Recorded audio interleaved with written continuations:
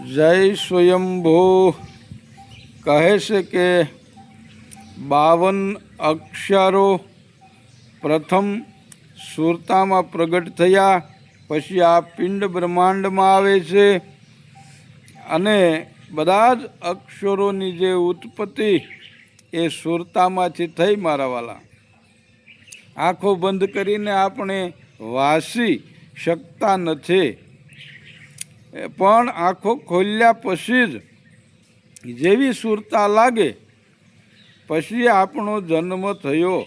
પછી આપણે બોલીએ છીએ ને વાલા કે આને અ કહેવાય, આને ક કહેવાય વગેરે.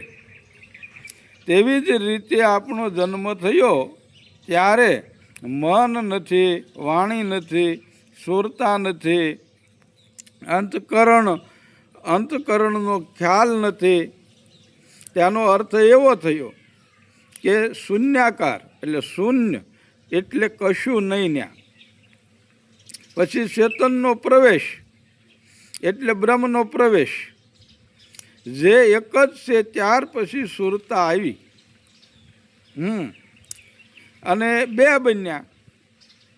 પછી મન આવ્યું એટલે 3 બન્યા અને અજ્ઞાન આવ્યું એટલે જીવ દશા થઈ, જેથી 4 બન્યા અને 5 તત્વોની જાણકારીથી 5 બન્યા.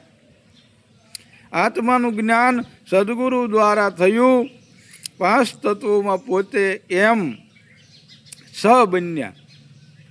કેટલા? 6 બન્યા. પછી મુખ પરના 7 દ્વાર, જેને 7 બારની નકલ કહેવાય, જેના વડે આ પિંડ બ્રહ્માંડનો નકશો નક્કી થાય, તેને 7 કહેવાય. 5 તત્વોને 3 ગુણ મળે 8 થયા. પછી 5 તત્વો 3 ગુણ અને 9મું મન મળે 9 થયા.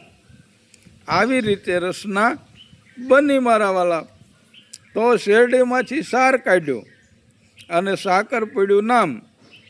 નામ હવે તો નિશ્ચય કીધું, વહી અમારા રામ. એટલા માટે એ ધર્મપ્રેમી ભાઈઓ, કોઈ સાધુ, કોઈ સંત, કોઈ મહાપુરુષનું શરણું સ્વીકારી લો વાલા, અને સ્વયંનો અનુભવ કરો, પોતાનો અનુભવ કરો કે હું કોણ છું. બોલો સત્ય સનાતન ધર્મ. જય સ્વયંભૂ. ઓમ નમો નારાયણ. જય ગુરુદેવ, જય ગુરુ મહારાજ. હર હર મહાદેવ. હર